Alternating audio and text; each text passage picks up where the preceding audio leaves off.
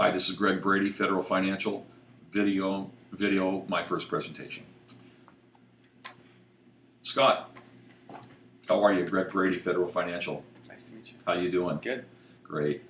Hey, listen, Scott, I want you to know I really appreciate the opportunity that we have to get together. I don't know if we have anything that will be a fit to you or not, but what I'm going to do is cover some areas that we work in. Okay, areas such as increasing cash flow, decreasing debt, reducing taxes. We also specialize in areas such as life insurance and annuities. Okay, and we use those areas, life insurance and annuities, in such a way that possibly that they can take years off of your retirement. Okay, so what we're going to do then is we're going to see, if you have some interest in some of these areas that we're going to talk about today. Specifically, there are 7 steps that we're going to go over. We'll gather some information and we'll get back together again in a few days and go over those. We'll come up with something specific, tailored just for you, and we'll get back together and go over those and answer some of the questions that you might have today. Okay. Okay. Yeah. So today, what I want you to concentrate on is that there's nothing that you're going to be asked to buy. Okay, I'm not going to sell you anything today. All we want to do is I want you to sit back, relax, and interact with me. I'll have some questions for you. What I kind of like to call this first meeting, this first appointment, is it's like a financial physical. Okay, I'm gonna ask you some questions, find out a little bit more about your financial plans for the future, and then if there's some areas we feel like we could possibly help you, then we'll get back together again and we'll go over those plans. Okay. Sure. Okay, great. First off, what I want to do is talk to you a little bit more about Federal Financial and who we are. Okay, Federal Financial is a large national company. We've got offices nationwide, and what we do is we represent several real large insurance companies and financial institutions. These are A-rated companies, A+ rated companies. They've got billions of dollars of assets, and they've been around for, in some cases, over 100 years. Okay, so these are big companies. What we do is we teach people about money and how it works. Okay, and specifically how to make that money work better for you. I'm in my early 50s right now, and how old are you? 28. 28. I wish that when I was 28, 29, that I had the opportunity to sit through a presentation and hear some of the things that you're going to hear about today. So I'm really excited for you. Me too. Yeah. Great. Specifically at Federal Financial, we've got one main goal, and what that is we want to help people become financially independent. Just tell me real quick, what does being financially independent mean to you? Well, means not living paycheck to paycheck, and being in a position to where I don't use credit cards. What I make is what I spend, and I can save. For a 28-year-old, that's awesome. I'm really impressed. Are you married? I am. You are married. Yeah. Do you own your home? Yeah. You do. Yeah. That's fantastic. What are you and your wife? I'm sure you guys have talked about this. What are some of your dreams? What are some of your aspirations that you want to do together as a family? You want to have a family someday? Yeah. Okay. Yeah. Definitely. What do you want to do down the road? What are some dreams and aspirations that you have, the two of you?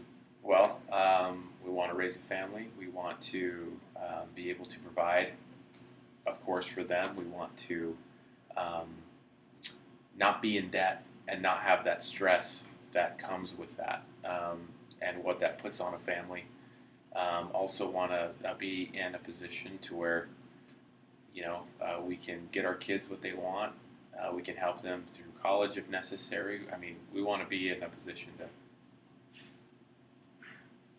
I don't know how else to put it. No, you know what? Hey, that's great. That really is good.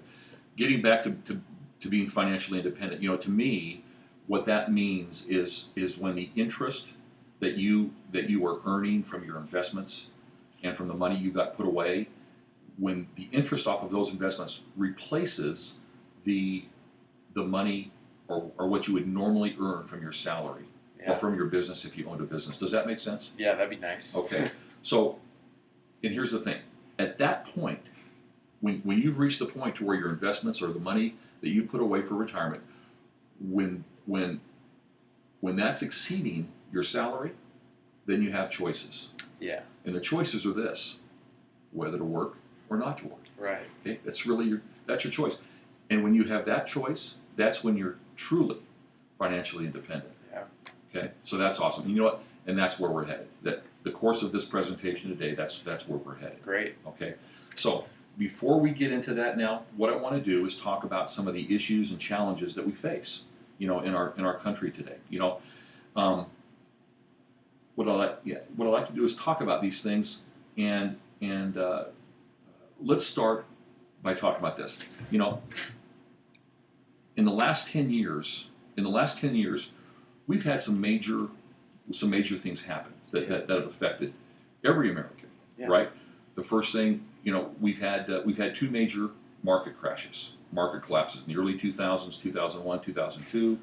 We had a market crash in 2007, 2008. Right. Happened again. And I've got friends that had money in the market that lost, 40% of their portfolio, within the course of a year. And as a result of those things happening to the market, people's savings and retirement plans have been affected.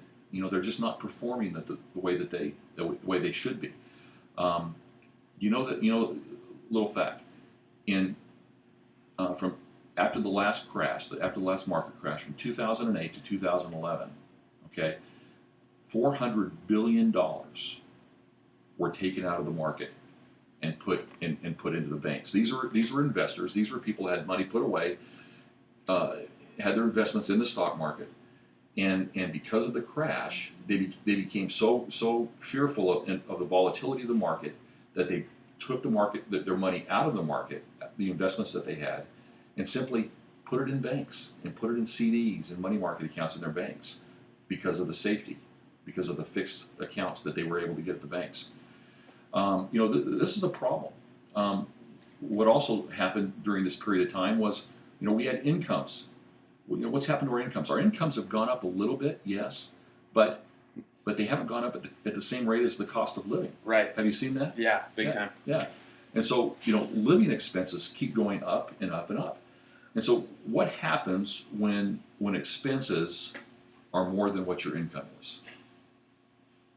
I go into debt. That's exactly right. People go into debt. And so what's been happening over this last decade is we've had more and more people going into debt. Okay? And that creates problems. This is my point. Out of 100 people turning 65, how many would you say have a retirement income of $35,000 or more? I fear it's probably a really low number. I'd say, 20. 20? You know what? That is a low number, but you know what? It's 4. 4, yeah. It's amazing, isn't it? Yeah. Out of 4 people, out of 100, turning 65, where the benchmark is only $35,000 of retirement income, only 4 meet that. You know what that means? 96 do not. That's crazy. It means 96 out of 100 people turning 65 going into retirement don't even have $35,000 to retire on a year. That's bizarre. It's tough. It reminds me. Well, let me ask you. So what happens when these people, when the 96 out of 100 don't have that much money going into retirement a year? Yeah. What do? Well, some of them turn to family. One of the biggest. It's interesting. I've got a brother-in-law that's in the new home sales real estate business. Yeah. He works with home builders. One of the most popular floor plans that's being built by major Lennar, the big home builders. One of the most popular floor plan that's being built today is called a multi-generational floor plan. That means that the 30 and 40 something year olds are moving into new homes that have a separate living quarters, so their parents can move in with them. Isn't that amazing? Yeah, that's crazy. That's crazy. And so, in fact, I'm reminded too. The other day, and this is a true story. I'm at Walmart, and I have a habit of going to Walmart late at night sometimes. And when you go to Walmart around midnight, you've probably been there. you know, all the workers are in the aisle stocking the shelves. Yeah. Well, I'm at Walmart, and I'm walking down an aisle, and here's a woman. Now, granted, she was in pretty good shape, but she had to be 75 years old. 75 years old, taking boxes, unloading boxes off of pallets, opening the boxes and stocking shelves. Jeez. 75 years old. You know what? She didn't have the retirement income that she needed to retire. Yeah. And so she had to go to work.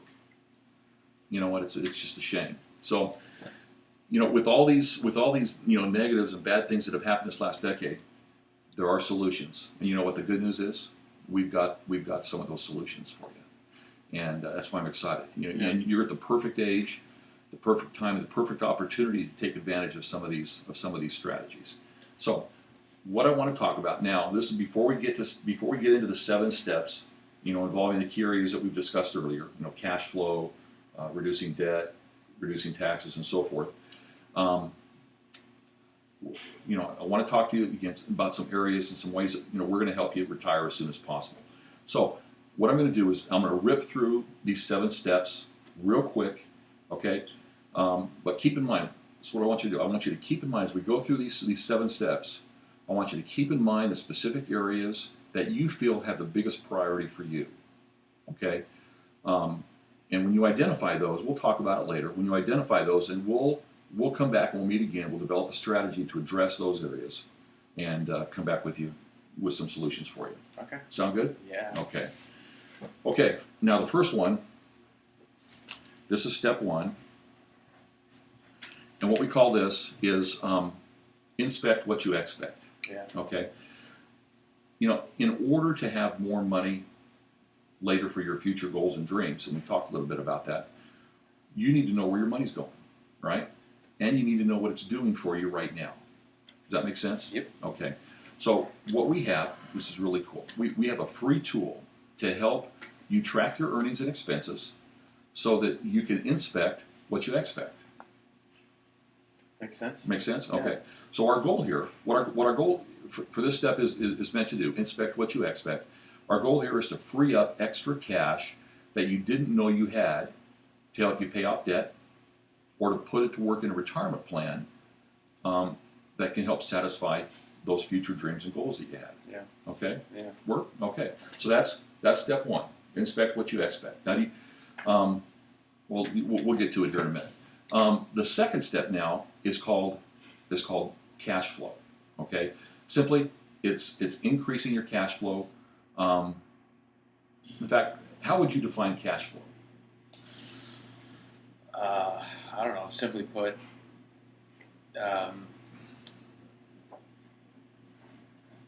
my income and then my outgoing expenses, and just that Exactly. transaction of making money and spending money. Yeah. This is how I define it. It's the money that's left over at the end of the month after you've paid off all of your expenses and bills. Yeah. Okay. Yeah. Makes sense. When you've got money coming in every month. In fact, there's kind of a funny play on words with this little line. Do you have more money left over at the end of the month, or is there more month left over at the money? Yeah. At the end of the money. Yeah. Okay. It's kind of a play on words, but it's true. So let me ask you another question. At the end of the year, do you get a tax refund? Yeah. How much do you get? I'd say between $3,500 and $5,000, somewhere around there, Really? give or take. Yeah. That's really good. I think it's our country is very interesting to me. I drive down the street, particularly this time of year, and there's somebody on every street corner. Tax refund, holding up a sign, tax refund, for tax preparers. Right. Come in here and you'll get a tax refund. You know what that tax refund is? So you're going to get back between $3,000 and $5,000. Yeah. Okay. You realize that what you're doing there is you're giving the government $3,000 to $5,000 for over a year's time to use at their discretion to use and make interest on that money, and then you are allowing them to give it back to you at 0% interest. That's 0% interest. Have you ever thought of it that way before? No. Does that make much sense? No. It doesn't make much sense, does it? You know, here's the neat thing. There are ways of taking that money as it's earned, okay, and putting it into a budget to earn interest for you instead of for the government. Would that make sense? That makes perfect sense. So you've got between $3,000 and $5,000 back. You divide that by 12 months. As you earn that on a monthly basis, would it make sense maybe to take $200 a month? I'm just throwing numbers out there right now, but to take $200 of that money rather than give it to the government, put it into a plan for you that would earn interest for you. Yeah. That makes sense. Yeah. My dad taught me early on. It was I found it to be very, very wise. He taught me. He said, Greg, one time, this is when I was young, growing up. He said, Greg, he goes, successful people are the ones that learn to earn interest and not pay it. That makes sense? Yeah. Okay. So that's what we're going to talk about here. We're going to get into this a little bit more, but I think that's wise advice. Yeah. Okay. Yeah. Okay. So that was step 2. Step 3. Step 3 is called the debt eliminator. Okay. Kind of a neat thing. And here, this is another free program that we offer at Federal Financial. It's to help people identify their debt. Then if they continue to make the same payments following our plan, they'll be out of their debt in half the time that they normally would have had they continued making payments the way that they were. Oh.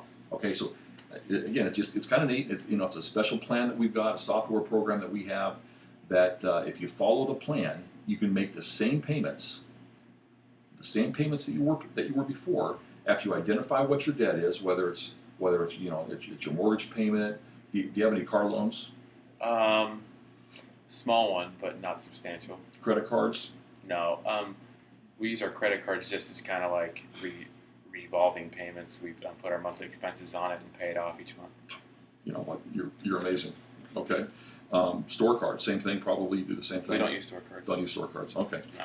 Well, and this may not be much here for you, but just so you know, the concept, the idea is that the debt eliminator plan is a plan that if you had, let's just say if you had a mortgage and you had a couple of car loans, and like normal people, you're not normal people, okay? But like normal people, a couple of car loans, some credit card debt, some store debt, you could put this into this plan, and we could develop a strategy specifically for that person and show them how to continue making the same payments, but rather than taking 25, 26 years to get out of all of that debt, they can do it in 13 years. So pretty amazing. Yeah. Pretty neat. Okay. So again, these are basic tools that we use to manage debt and eliminate debt sooner. Okay, that's the debt eliminator. Yeah. That's step 3. Now, step 4, and this is a biggie. I like this one. Step 4. This is called the emergency fund. Yeah. Do you have an emergency fund by chance? We're focusing. I mean, we do have debt, and it's mostly wrapped up in student loans. And so, whatever excess money we have each month, Mm-hmm. we put it into just paying those down as fast as we can. Okay. So, that being said, we're focusing on getting rid of that debt before we build up a large emergency fund. Okay. So, and that makes a lot of sense. I can understand that. This is. I see the importance of the emergency fund, though. That's something that I'd like to start to develop, but. Exactly. And let me just talk about it a little bit more, and just share some things with you, some ideas that you may want to think about starting it sooner than later. Yeah. Okay. This is one of our most popular things. Once we kind of show people how to do it and what to do, what I found is that most people don't have one. Most people don't have an emergency fund. Yeah. And it can it can hurt sometimes if certain situations come up, and you're not they may not be as well prepared for it as you are, but typically what happens when an emergency comes up is out comes the plastic.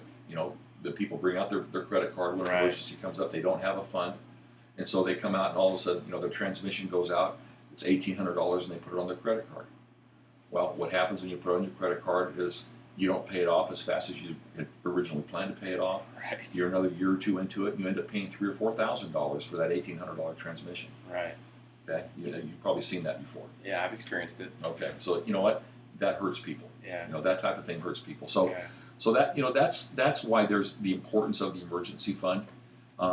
Emergency fund should be 3 to 6 months of income in a fund. It needs to, 4 basics to the fund. It needs to be safe. It needs to be liquid. You need to be getting a better rate of return on it than your checking account, and it needs to be systematic, meaning small amount of money going in every month, out of sight, out of mind.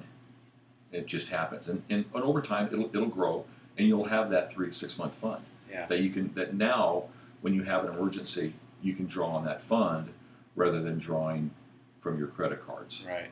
Okay, does that make sense? I'll give you a little tip here. This is probably worth admission. Just this little tip I'm going to give you right now. All right. There's a neat online banking is becoming more and more popular. ING, the orange, the company with the orange logo. Lion. Yeah. Yeah, exactly. Their online banking was actually recently just purchased by Capital One. They offer an online savings account, no fees, no minimums, 0.75%. 0.75%. You can put the money in there. You can actually draw it from your checking or savings account, put it in there, $50, $100 a month, and earn 0.75%. Where your savings account with the bank you're probably banking with, you're probably getting 0.02, 0.03, if that. Really? So this is 0.75. You know what? It's a no-brainer. It's a no-brainer. Yeah. It really is a no-brainer. So I know that. just a tip, something you might want to think about. Capital One 360 is what I think it's called. You can get online, check it out. It's pretty neat. Yeah. Wow. Okay. We'll do. All right. So that's step 4. Okay. Emergency fund. Now, step 5. This is one of my favorites, and it's because I've got some personal stories relating to this one in my life. I've been around for a while. This is life insurance. This has to do with life insurance. Life insurance provides the proper protection against loss of life, which leads to loss of income. Does that make sense? Yeah. Okay. Life insurance has also been referred to as the miracle money machine because it provides the right amount of money at the right amount of time, at the right time. Okay, so some people in the industry refers to it as the miracle money machine. Let me tell you a story real quick about life insurance. I have a sister-in-law that she was 40, her husband was 43, 44, 6 kids, and he had a heart attack and he died. Suddenly he's gone. And you know what? Those 6 kids suddenly became my 6 kids. Now I have 3 kids of my own, but now I've got 6 more. Because we're a close family, and that's the way we are. Yeah. But that type of a loss, you never think it's going to happen to you or anyone in your family. And I've actually had it happen twice. I had a brother that I lost at 42 years old also from a heart attack, and he had 6 kids as well. Only he didn't have life insurance. Now the first situation I told you about, he did, but you know what? When it came right down to it, it wasn't enough. And so, this is one of those things. Life insurance, every good financial plan should incorporate life insurance to replace the loss of earning power. When the wage earner in a family is suddenly taken away, the earning power of that family is greatly diminished. Yeah. And when the earning power is gone, which means the ability to earn an income is gone suddenly. How does the house payment get paid? How do the bills get paid? The light, the electricity, the water bills get paid. How do you put food on the table? All those questions really come into focus. It becomes critical. The need for life insurance becomes very, very critical. You're at an age right now where you can buy life insurance very, very competitively, and so again, I'll just say, it's one of my favorites. It's one of the most important things I think a young family and a young family man can do is take care of his family by building into his financial plan proper life insurance. Makes sense. Okay, Yeah. and again, that's one of those things we can get back. We'll sit down, really analyze what your needs are. What your income is. Typically, for life insurance, we like to look at about 10 times what your salary is Okay. as a base to start with how much life insurance you should carry. Okay. Okay, but we can look at that again a little bit more and get back to you again when we get together and talk about that. Yeah, for sure. Okay, so that was life insurance. That was step 5. Hey, we're ripping through these just like I told you we were going to do. Okay, step 6. Now, this is probably the biggest step of all 7 steps that we're going to cover. Step 6, and if you'll listen to me real carefully now through this step, and it's going to be a little lengthy. There's some diagrams and things I'm going to have to draw out for you, but if you'll listen to me, this could change the quality of your life. Okay. Yeah. Okay. And again, this is the one that most everyone that I sit down with, this is the step that they like the best. Okay, there's some neat things we're going to cover here. Yeah. So, what step 6 is it's the ability to build long-term savings and long-term income. Okay, Yeah. long-term savings and long-term income. Do you have some savings plans right now that you're putting money away into? Like I said, I'm not saving a ton right now. I mean, I try and save here and there where I can, Mm-hmm. but most of our extra cash flow is going into paying those loans down. Great. You have a 401k or an I have a IRA? I have a 401k at work. Okay. I have 401k at work. I put 5% of my paycheck into it each month. Okay. And I do have an IRA, a Roth. Mm-hmm. It's not doing much. I haven't touched it in years.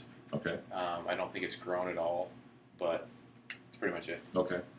Well, like I said, again, this step 6 it's about building long-term savings and long-term income, and you see,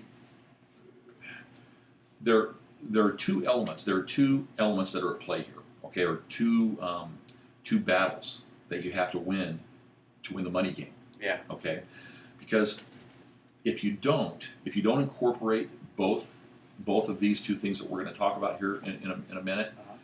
And can I be strong with you for a minute? Sure. Okay. The chances of you being financially independent just simply won't happen if you don't solve for these 2 battles. If you don't win these 2 battles, the chance of you becoming financially independent just won't happen. Okay. Okay. So the 2 battles that you've got to win. Number 1 is this. It's the inflation battle. Okay. It's the inflation battle, and number 2 is the tax battle. Okay, inflation and taxes. When it comes to creating long-term savings and a long-term income, the 2 major battles you've got to win are inflation and tax. Okay, because it's not what you make, but it's what you keep that really matters. Right. Okay, and taxes will hurt you. Yeah. If when you get to that point, and I know it's a ways off for you, but that's why I'm so excited that you're hearing this now. I see it now in my paychecks. Absolutely. Yeah. Okay. Okay. So those are the 2 battles, and we're going to talk about first. We're going to talk about inflation. Okay. So, have you ever heard of the rule of 72? I actually have. Have you? Yeah. Yeah, I have. Okay. What's your understanding of the rule of 72? Is it? It's where you double your money, or something like that. Okay. Okay. Good. Every I don't know. That's You- right. you tell me. The rule of 76 is this. 72. The rule of 72. Did I say 76? Yeah. The rule of 72 is this. You divide the interest rate that you're getting on any savings plan that you're getting into 72. So let's take 4%. Okay. Okay. 4% goes into 72. How many times? 18. 18. I'll just tell you, okay? Okay. Goes into 18. Okay, so what that means, the rule of 72 is this. You divide the interest rate into 72, and it tells you how many years it's going to take for your money to double. That's right. That's right. Okay. Yeah. So at 4%, okay, which, people used to, a few years ago, people were earning 4% on their CDs and their money markets. Now it's, it's less than half of that. I mean, it's less than 2% now.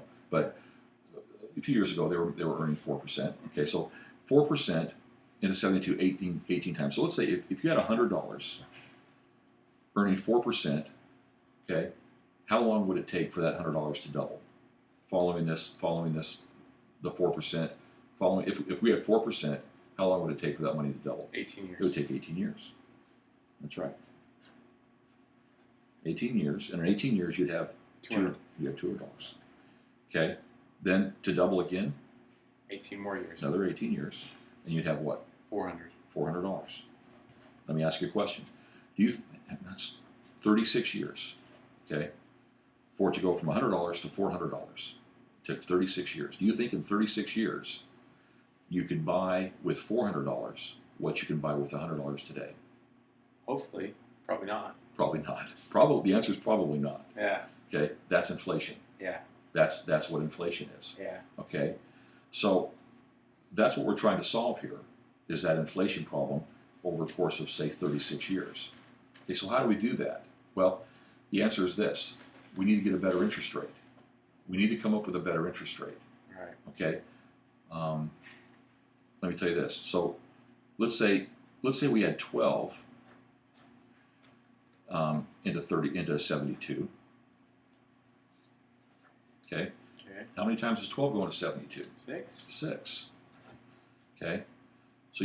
So essentially, let's say you had $10,000. Let's say you had $10,000, and you were 29 years old. Just about what you are. Okay. Let's say you had $10,000. At 4% to 72 in 18 years, 47, age 47. At age 47, we start at 29. You'd have, in this illustration, at 4%, you'd have $20,000, right? Right. Okay. At age 65, another 18 years, you'd have $40,000. Okay. Let me ask you this: if you put $10,000 in for retirement at 29 years old, okay, in 36 years, you're 65 years old. You've got $40,000. How long do you think that? And you want to retire when you're 65. How long do you think that $40,000 is going to last you? Half a year, if that. If that. Let's say it lasts you a year. Okay. Now you're 66 years old, and you've got Dead broke. You've got no money left. Yeah. So what do? Well, let's find a vehicle that can get you a higher interest rate. Okay, let's say 12%. 12%. Now let's look at this. 12% at let's put $10,000 in at 12%. Now it multiplies every 6 years. So in that same 18-year time period, okay, you're 47 years old. This is now $80,000. Okay, and then in the next 18 years, you're 65. You know what? By just changing the interest rate from 4% to 12%, you've had more multiplication factors in here. In those 18 years, you multiplied it 3 times rather than once. Right. Okay. Now, when you're 65 years old, because you just changed the interest rate from 4 to 12, $640,000. Oh, wow. Isn't that amazing? Yeah. That's amazing. Yeah. Wouldn't you agree? Absolutely. Okay. So by just changing the interest rate, okay, same person, same $10,000. This guy at age 66 is dead broke. Over here, he's got $640,000. Live for 10 years. Yeah, well, yeah. Hopefully, he can live for the rest of his life. Yeah. Okay. Yeah. So that's what interest rates can do. Yeah. Okay. Now, here's the $1 million question: where can you find a 12% interest rate? Right? You're probably thinking that. Yeah. Okay. My 401k didn't do that good. Your 401k probably didn't do that good. No. Okay. Well, let's talk about in the world of investment, in the world of saving money. There's three ways you save money. Yeah. Okay. There's three ways you can save money. First is the fixed arena. Okay. Well, what's the fixed arena? Well, that's CDs, money markets. Okay. That's putting the money in the banks. I mentioned to you earlier that the last market crash we had, people got nervous, and these investors, baby boomers, took all their money out and started putting it into the banks. Right. Okay, because they didn't want to deal with the risk anymore. Right. The market was just too volatile for them, so they took $400 billion out over the period of 4 years and put it into banks, Jeez. earning less than 2%. Okay, are they going to be able to have a healthy retirement earning less than 2% with that money in the bank? No. Probably not. Okay, but the good thing is this: it's protected. They're not going to lose any money. Okay, when it's in the banks. So that's the good thing. The bad thing though is the interest rate environment just it's not going to keep up with the rate of inflation. Right. Okay. Right. Now, the second place is the market. Okay. Okay. The market. Now the market. But here's the thing with the market. It has risk. Oh yeah. Unlike the fixed rate environment in the banks, there's no risk. The market has a great deal of risk. Now it has an upside. Okay, you can make a lot of interest, but it also has a downside. Would you agree with that? Yeah. Okay. Okay. So that's mutual funds, your 401k, any account that's tied to the market. You have the risk, okay? Sure. You have the risk that mark can go up, mark can go down, and you'll absorb all of that. Sure. Okay. Well, there's a third area, and we call this an index strategy. Have you ever heard of an index strategy before? A little bit, but I don't know much about it. Okay. Here's the thing with an index strategy. It kind of combines a little bit of both the fixed rate environment and the market rate environment. Okay. In that most index strategies incorporate like the S&P 500. You've heard of the S&P 500. Yeah. The NASDAQ, the Dow. Okay. They credit you interest based upon the movement of that index, but your money's not actually invested in the index. If that makes sense to you. Okay. Okay. So let's say this way. If the S&P 500 goes up 10%, then your account will be credited interest up to 10%. The thing with these index strategies is there are caps to limit how much growth you can have. Okay, so there are caps on the growth. So let's say the next year the S&P goes up 15%. Most of the caps with these index strategies are around 12 to 13%. Okay, so if the S&P 500 went up 15%, then you'd be capped at 12%.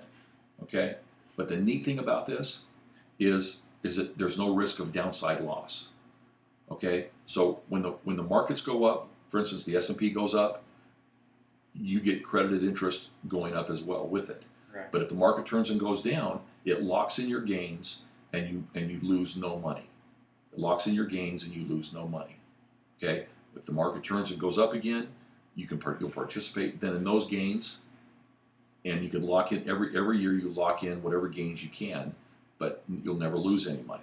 Oh, Okay, let me draw you a picture to kind of better illustrate this. Okay. Again, this is the index strategy, and we're going to compare this a little bit. Let's say you start with $10,000 right here. Okay. Okay.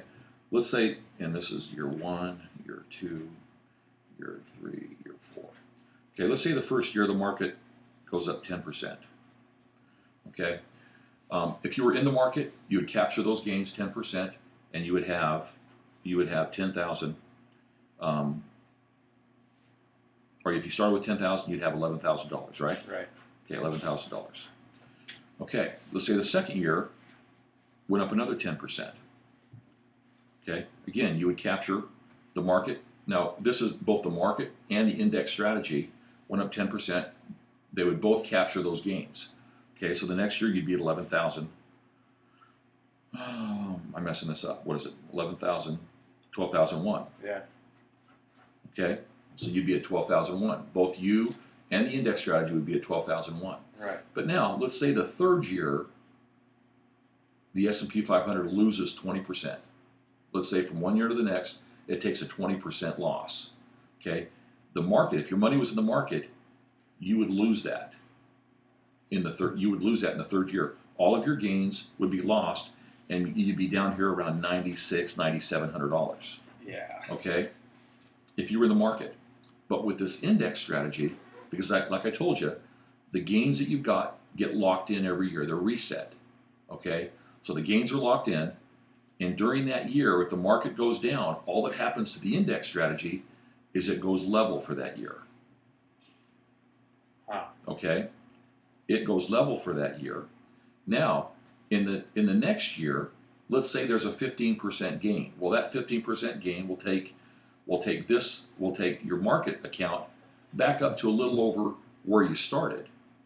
Okay, but would you rather take 15% from 9,600 or 12%, the 12% cap, or 12%?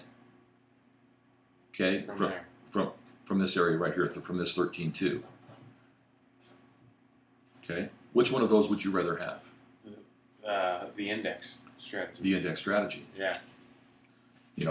That's what most people say. Yeah. So this has been a very popular. So out of these three strategies, and again, what we're kind of getting a feel for is what your risk tolerance is. Right. Okay. Okay. If that makes sense to you. Yeah. So we talked about the fixed strategies. That's where accounts with the banks where you can put your money. It's safe. It's protected. But it's a very low interest rate environment. Okay. The second way is the market. Okay, putting the money into the market, into mutual funds, 401ks, and so forth. Bless you. There, though, you have high risk. The market can go up, can go down, and you'll capture going either direction, or the index strategy that has a cap. But when the market goes up, you capture gains. It locks those gains in based on the cap. And you'll never lose those. I think that's a closer representation of how I think. I don't like taking huge risks with my money. But the idea of making, what do you say the rate was on a savings account with a bank, 0.02? Right. Yeah, not okay with me. That's right. In this index strategy, I'll just tell you, it's averaged over the last 10 years between 7 and 9%. So if you could put your money someplace where you weren't going to lose a penny, you would capture gains tied to the S&P 500. You could lock in those gains every year, so you would never go down from each year that you had a gain. Yeah. You would never go down, and whenever there was another growth in the S&P, you would capture those gains again. I'll take that. You like that? Yeah. Okay, that's the index strategy. Okay. Well, what we've talked about. So what we've addressed here is the battle on inflation. Okay. Remember earlier we talked about two battles that we had to win. Yeah. Okay. This was the battle of inflation. I think we're on the right track to winning that battle. I've illustrated for you here again the growth as the market grows. If you're in the market, the potential for loss versus the index strategy. You like that. Okay. Now let's talk about taxes for a minute.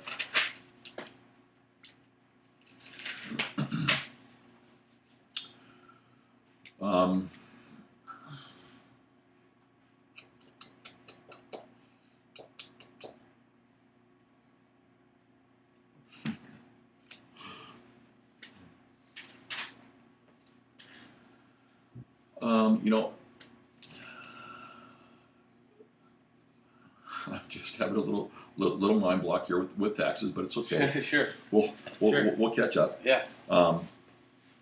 Okay. Here's the thing with taxes. There was a man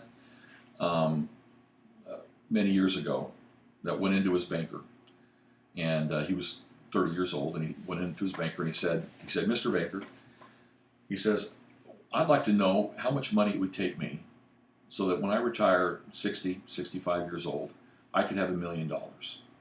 How much money would I need to put away every month so that I could retire with $1 million? Mr. Banker got on his computer, got on his calculator, started punching some numbers in, and came back and said, "You know what? I've got the answer for you. If you put in $1,638 a month, by the time you retire at age 60, you'll have $1 million." The customer sat there and looked at him and got all dejected and said, "There's no way I can afford $1,638 a month. I'm 30 years old. I can't afford that." And he left. He left the banker. Ended up never putting any money away in any type of retirement plan, and he probably is working at Walmart today. Yeah. Okay. So that $1,638 a month, okay, to get to $1 million in retirement. Well, you know what? Here's the thing. Here's the thing about taxes. If he were able to find an account where that money would be tax deferred, okay, where that money, as it would grow, if it could grow tax deferred, okay, it would take that figure. It would take that figure from 1,638 down to $890 a month. Isn't that amazing? Oh. Just by having the growth in his account becoming tax deferred, okay, rather than being taxed like that money would before. That's why it would take $1,638. Well, if you could put it in a vehicle that could give you that money growth, give you the growth of that account, tax deferred, it would take that to $890. Yeah. Okay, sound good? Yeah, it's a lot. Okay. Yeah. Not bad. Well, what if you could find a vehicle that would not only give you tax deferred growth, but also give you the ability to, when you got to retirement, to access that money tax free? You know what that does to that $890 a month? It now takes it down to $438 a month. Jeez. Now, would that be a figure that you could live with? Absolutely. Okay, where unfortunately, this gentleman up here that's probably now working at Walmart, $1,638, it just isn't doable. No. Just doesn't work. Okay, but if it's tax deferred, it takes that figure to $890. Now that's almost $700 less than this guy. Yeah. That's not a bad thing. Yeah.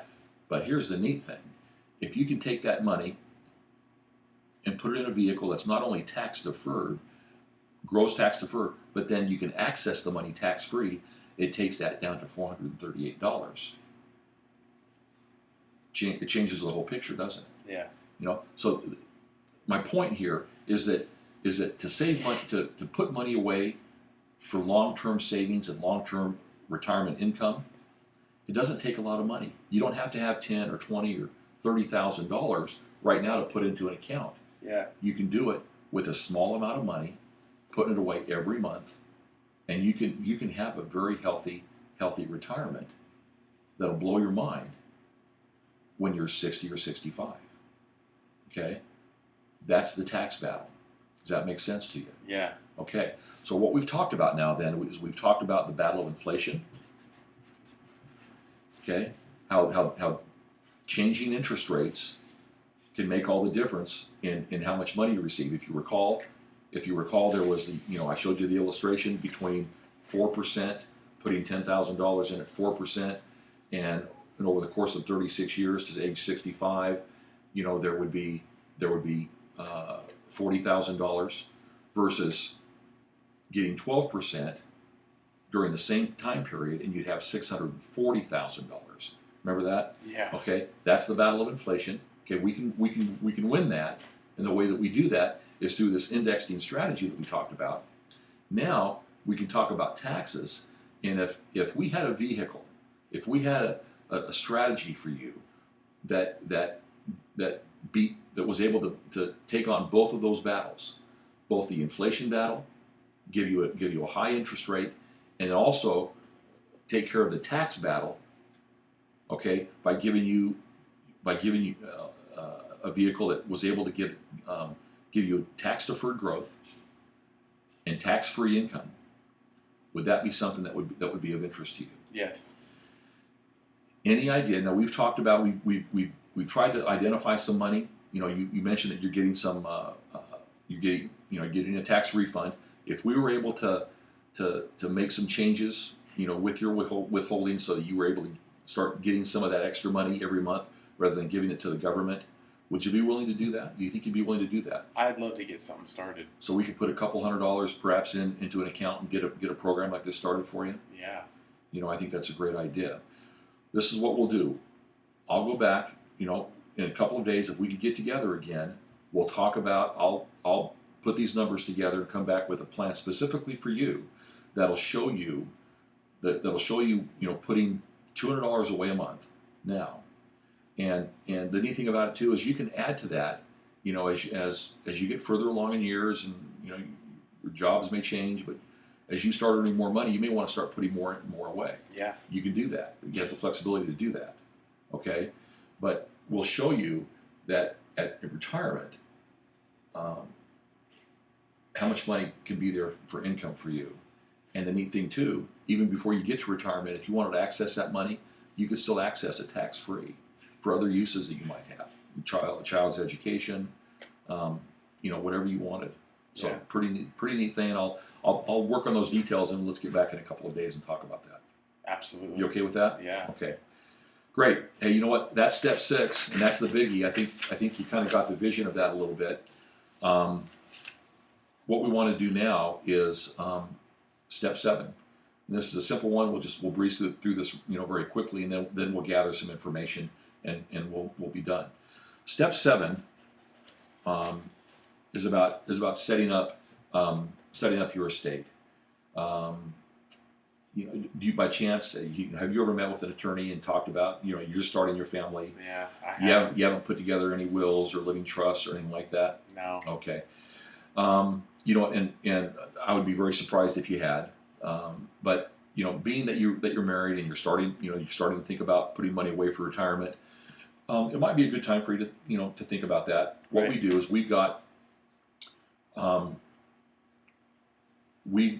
some people that we work with that are very affordable, that can sit down with you over a phone call and ask you some questions. If that's something that you want to do right now, we can hook you up with them, and they can put together a living trust for you, just very affordably, and it'll take care of your estate. If something were to happen, if you were to purchase some life insurance, if something were to happen with you, it would it would keep you out of probate and keep your estate, the transition of your estate, much cleaner. Probably look into doing that a little bit later. Absolutely, no problem. Yeah. So that's step 7.